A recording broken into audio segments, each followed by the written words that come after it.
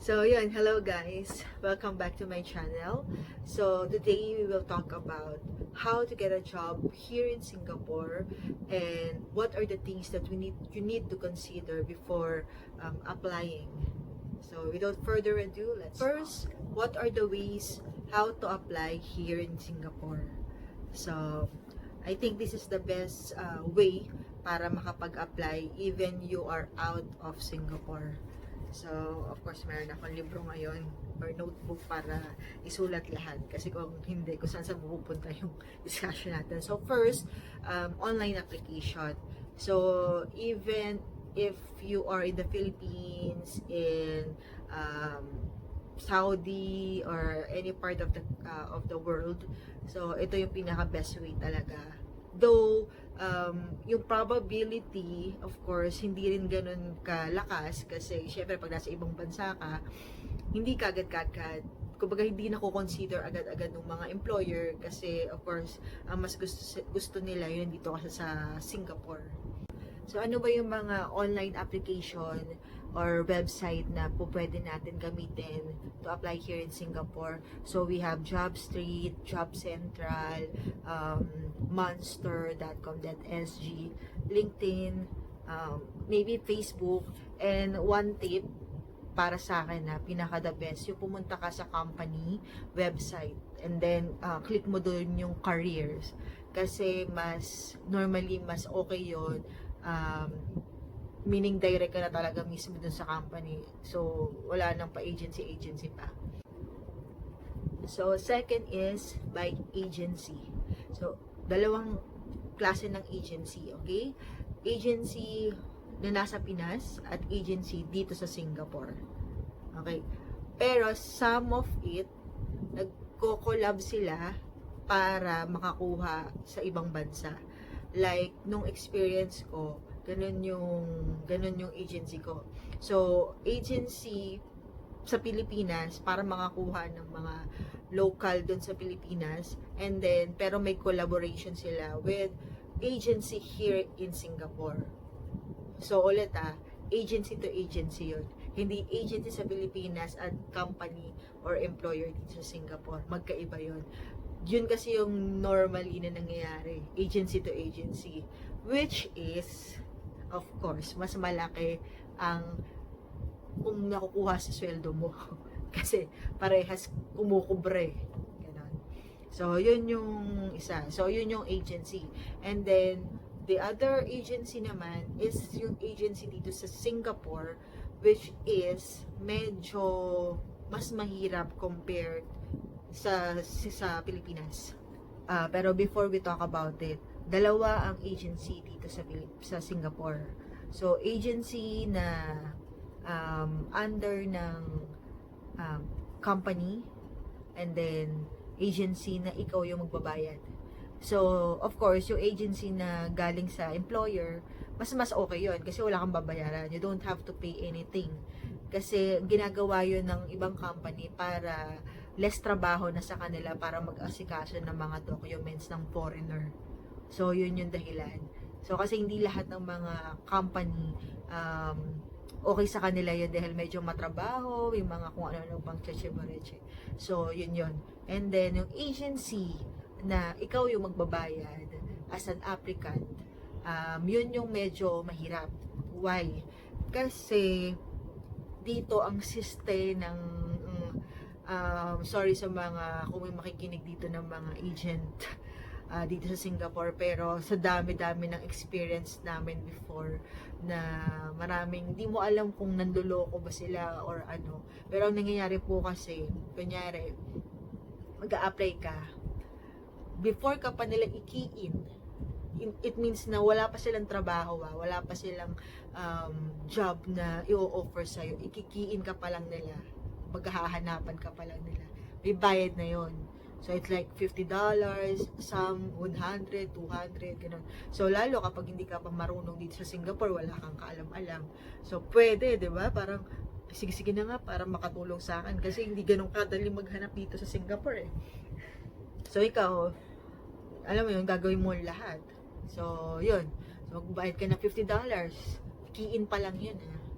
Pag nahanapan ka na nila at mai-interview ka na, another na naman yung bayad. So $50 kunyari na naman for an interview.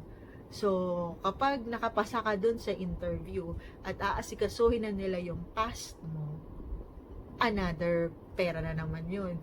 Minsan, mas malaki na yun. Kasi kung malapit ka na sa final eh. So, mga maybe $200, $100. So, yun yung mangyayari. So, after that, of course, kapag nakapasa ka na, then, yun, maganda. Kasi, at least makababawi mo lahat ng binayaran mo. Ang problema kasi, nangyayari, hanggang key-in ka lang. Key-in lang ng key-in, ganyan. Lahat na lang agency, in-apply mo. Nagbayad ng $50, puro key-in lang. Wala naman nahahanap sa yung trabaho. Or minsan meron naman, pero hindi ka naman nai-interview. So, hanggang doon na lang, isipin mo kung gaano karami na rin na nawi-waste mo money. For that, it's not just 50 pesos $50. And how much is it? Times 37. So, yun yung isang risk for having an agency here in Singapore. Rather than getting an agency in the Philippines, at least sure ka na, especially as much as possible lang, of course. Make sure na accredited yun sa atin, naka-registered, may license. Kasi kung hindi, same lang, naluloko lang din kayo. So, yun, at least doon kasi, alam mo, pagdating mo dito sa Singapore, meron ka ng trabaho, hindi ka nang maghahanap. Or, alam mo yun, kahit na naghahanap ka ng agency sa Pilipinas, nasa Pilipinas ka lang. Wala kang ginagastos na ibang bagay. So, third, walk-in. Marami nagtatanong, pwede ba ang tourist sa Singapore? Pwede bang mag-walk-in at mag-apply sa bahay-bahay or sa company by company? Hindi at pwede. Okay. Pwede muna tayo. Pwede kung meron kang existing na work dito sa Singapore.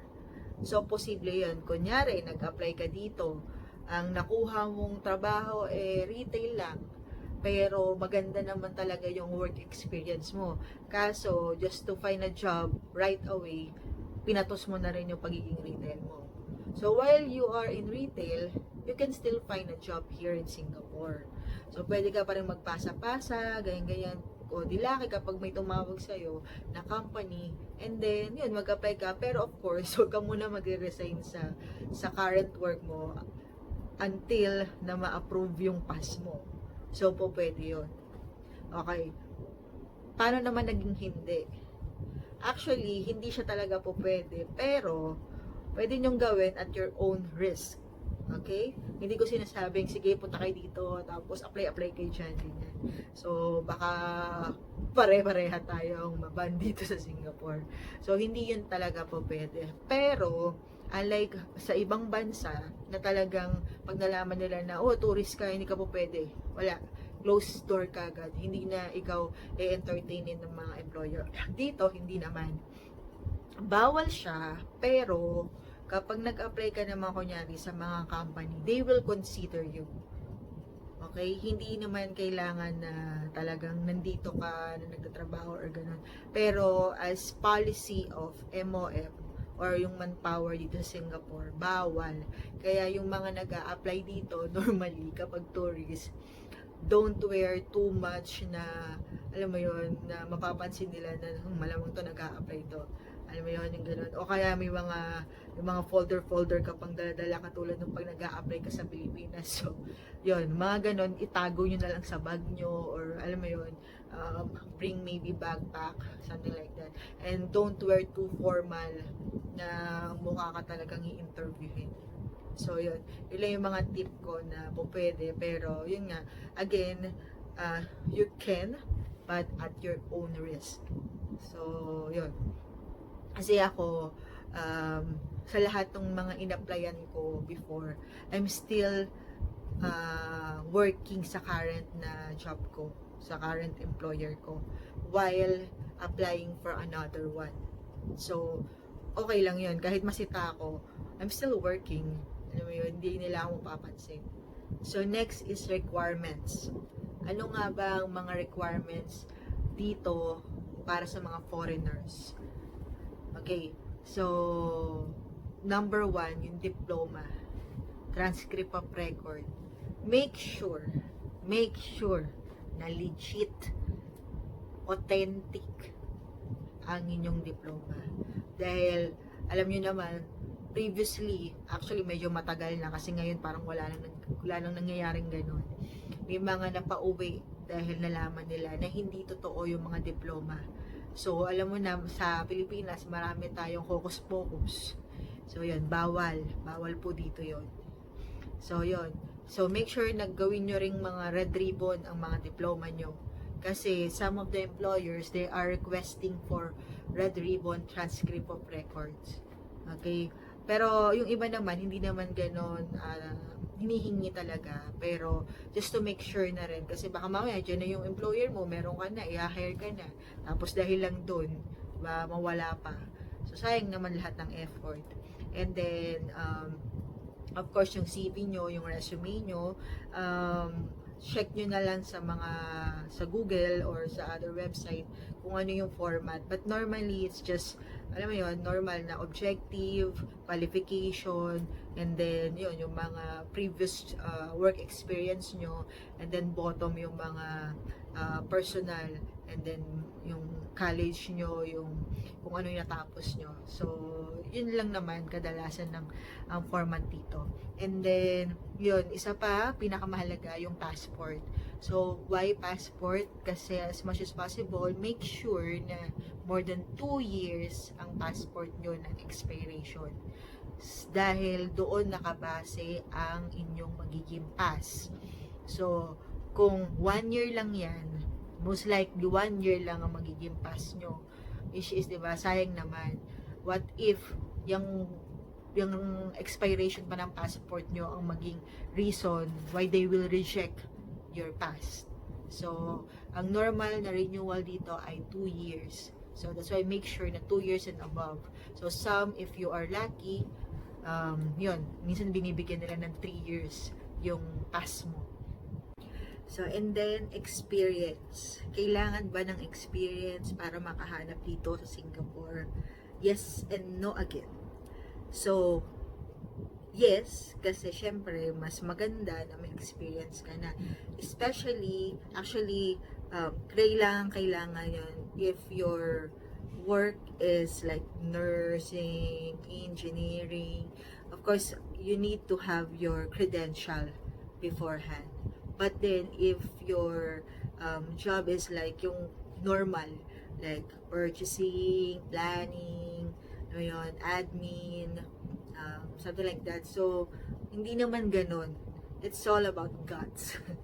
So, lahat naman kasi matututunan. So, sometimes, depende yun sa magiging interview mo kung paano mo siya gagawin. And then, katulad ko, actually, hindi naman sa pagmamayabang.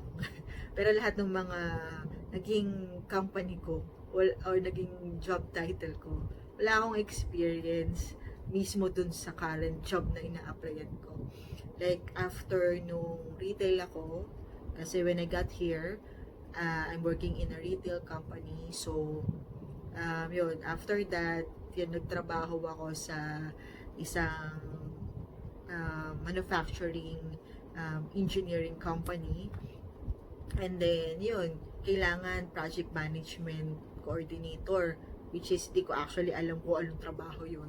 Pero, when I read naman yung description ko anong gagawin, mukha naman kaya ko. So, tinry ko kasi engineer din naman ako, industrial engineering yung natapos ko. So, somehow, may idea ako. Of course, hindi ka naman papasok sa isang laban na kahit paano wala kang bala, di ba? So, alam ko naman kahit paano, pero yung particular na work per se, hindi ko alam kung anong gagawin. So, yun, during the interview, nadaan-daan sa ngiti-ngiti, tapos, sinabi ko na kaya kong matutunan lahat. So, ganun lang. Make sure lang na syempre, aaralin nyo talaga. Kasi, hindi naman ganun ka kabilis o kadali makahanap ng trabaho, di ba? So, kapag nakakaroon na kayo ng opportunity ganun, try your best na maging okay dun sa trabaho nyo para mas maging madali ang lahat. And then, yung sumunod ko rin trabaho, after that, hindi ko rin alam kung anong trabaho yun, pero sige lang, tirada lang. So, yun.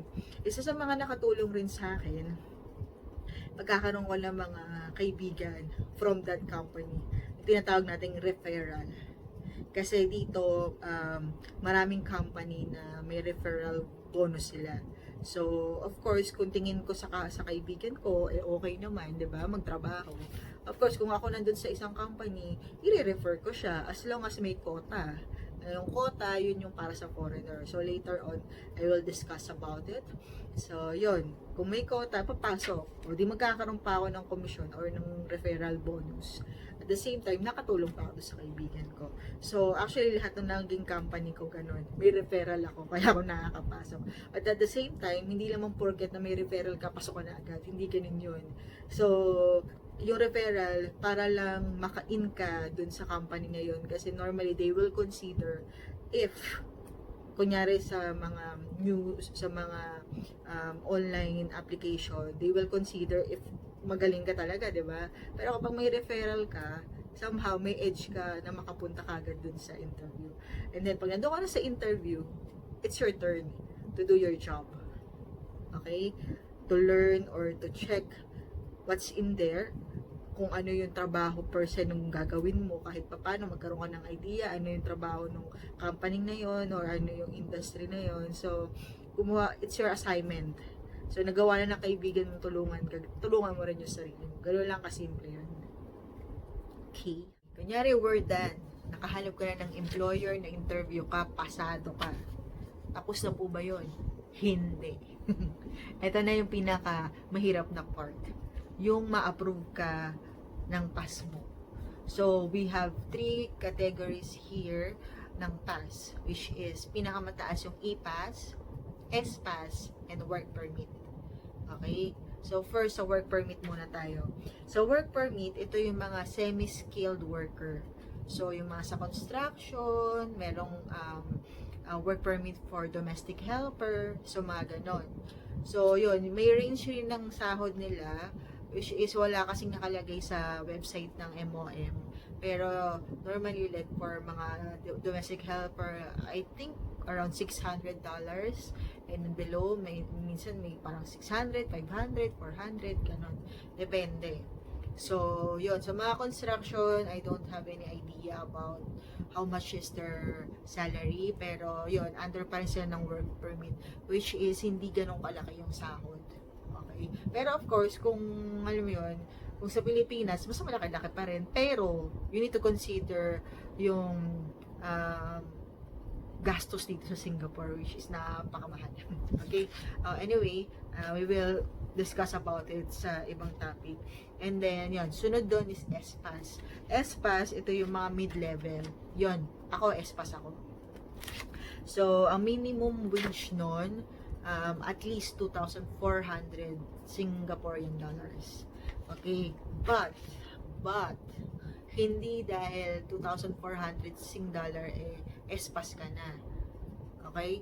Dahil kunyari, yung company mo ay binigyan ka ng $2,700. Yun yung salary mo. And then yung ano mo, yung criteria mo or requirements mo, qualifications mo, okay naman.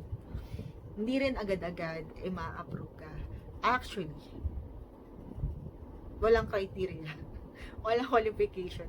Walang, alam mo yon, hindi mo alam kung malalaman kung paano ka makakapasa sa MOM. Walang ganun, walang guidelines.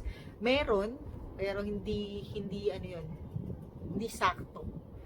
Kasi marami akong kakilala, kahit yung ultimo yung kapatid ko, parehas naman kaming Lasal, parehas naman kami ng pinag-aralan na siya 4 years graduate, bachelor, and then maganda rin yung work experience sa sales, yung apply niya sa sales pero hindi siya nagkaroon ng trabaho. Yung classmate ko mismo, diba? ba? Same lahat. Same pati ay work experience. Pero nakahanap siya dito, then saglit lang, tapos nawala rin. And then naghanap ulit siya, wala na. Hindi na siya na-approve. So, walang guidelines kung paano ka ma-approve dito ng pass. So, talagang swertihan lang. Pag natipuhan ka, approve. Pag hindi, hindi. So, yun, ganun siya. So, next is yung pinakamataas, yung E-Pass. Ang S-Pass, katulad ng sinabi ko, may quota yun. Kaya mostly ng mga foreigner dito is S-Pass. Kasi to limit nga yung pagpunta dito, pag-work ng mga foreigners. So, dapat dun lang. So, it doesn't mean na 3-5 or katulad nito, susunod kasi yung E-Pass. Yung E-Pass, ang minimum wage niya is $3,600. Ito yung mga managerial executive. So, yun. Itong E-Pass, wala kasi itong quota. Okay? So, dahil nga mataas naman yung position niya, mataas yung salary requirement, so wala siyang quota kasi hindi naman lahat nakakapagbigay nun. So, mostly talaga, nandito kami sa S-Pass. Marami kami dito na nag-aanohan. Tapos sa E-Pass, medyo konti lang sila. Pero nakalagay dito, 'di ba? At least ang sahod ay 3,600. Minsan kahit nasa 3,600 ka na or more than, minsan nga nasa 4,000 ka na bumabaksa ka pa rin sa S-Pass. So depende pa rin sa consideration ng manpower dito sa Singapore. So it doesn't mean na 4,000 ka, pasok ka agad dun sa criteria ng ng E-Pass, hindi. So, actually, if you are E-Pass, if you are in S-Pass, mas okay. Bakit? Mas maganda sana kung E-Pass, of course. Pero kasi kung laging nagbabago yung bracket ng salary ng E-Pass at S-Pass, kapag nasa E-Pass ka at nadatnan ka ng mataas na naman na minimum wage at di ka nakapasa doon, babaksa ka ngayon sa S-Pass. Ngayon, pag bumaksa ka sa S-Pass, hindi mo sure kung merong quota. Remember, may quota ang S-Pass. Hindi mo sure kung may quota yung mismong company for S-Pass. Kasi nung nasa E-Pass ka, walang quota eh. So, okay lang, di ba?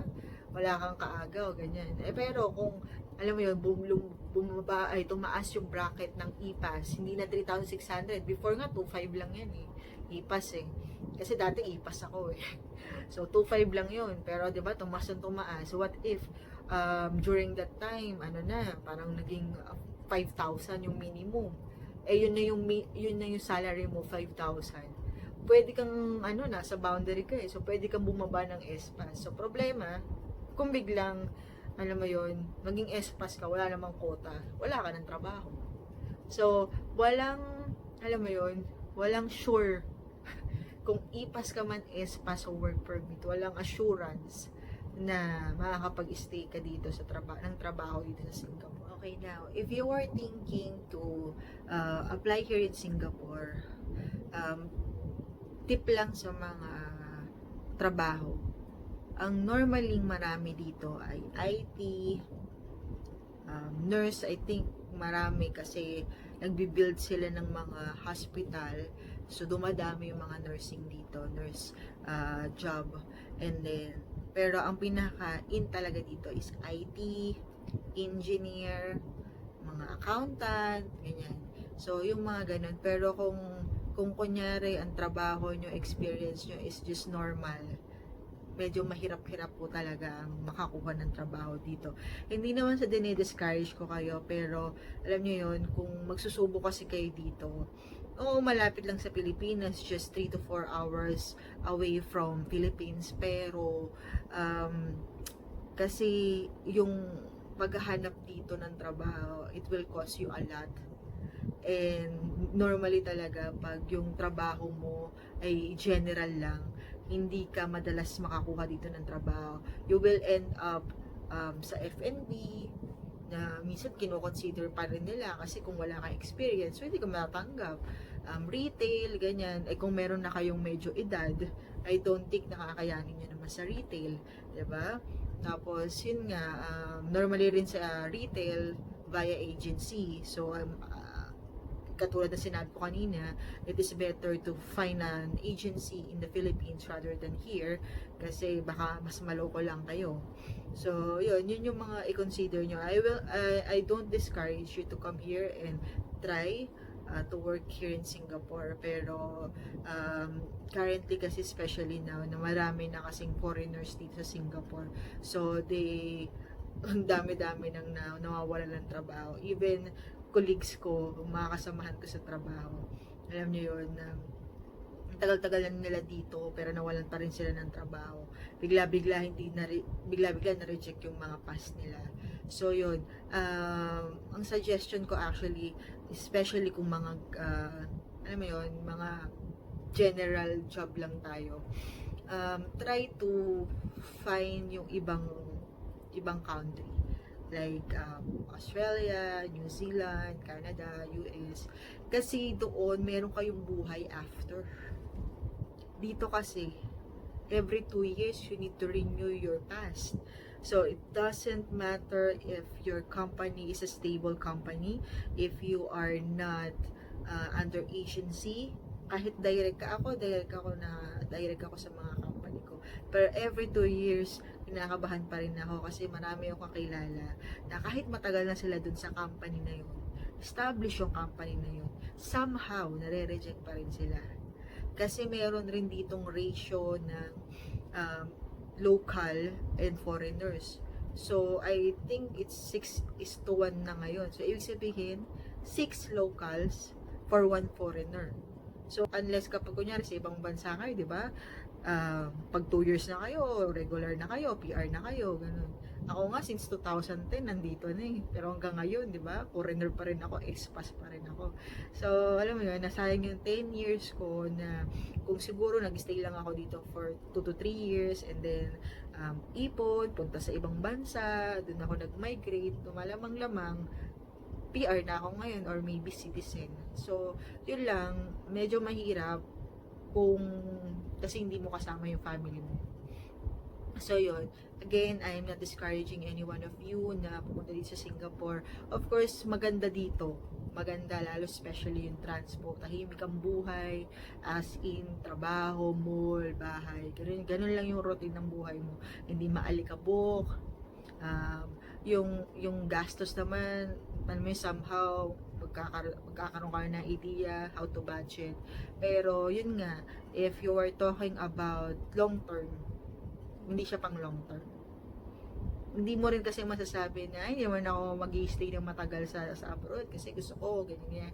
Pag nandito ka na, pag nasa abang bansa ka na, iba na yung hawak mong pera, iba na yung, alam mo yun, yung galawan ng mga bilihin nyo, or lifestyle mo, iba na. Alam mo yun, lahat talaga mababago. So, hindi mo nakakayanin basta-basta umuwi ng Pilipinas nang wala kang malaking pera para mag-start ng business or something. You will stay in a foreign country to earn ng mas malaki. Which is hindi ito yung pang long term. Unless na siguro engineer ka na napakagaling mo, na alam mo yun, tingin mo talaga mag-grow ka dito at makakasama mo yung family mo, makapag-PR ka and everything. So yun, then go ahead. Pero if you're just a normal or common na merong work experience na katulad ko, mag-isip-isip ka na habang maaga pa. Don't wait for 10 years like me to think na, ay sayang, sana nag-ibang bansa na lang ako. Kasi sayang yung taon na sana PR na ako. Hindi na ako nag-worry every 2 years na mawawalan ako ng pass. So, yun lang. And then, again, of course, always pray and ask for guidance. Kasi, especially kapag nasa abroad ka, yun lang talaga yung sandata mo at saka shield mo for everything. So, yun lang po, and then I will discuss sa ibang topic naman yung ano ba yung mga you need to consider and how much money you need para makapag-stay dito sa Singapore. So, yun nga, dun po tayo nagtatapos sa topic natin ngayon. And for any question, comments, yun, punta lang po kayo sa baba at sasagot po ako. Okay? So, So don't forget to like, subscribe, and push the notification bell button for any updates and new videos.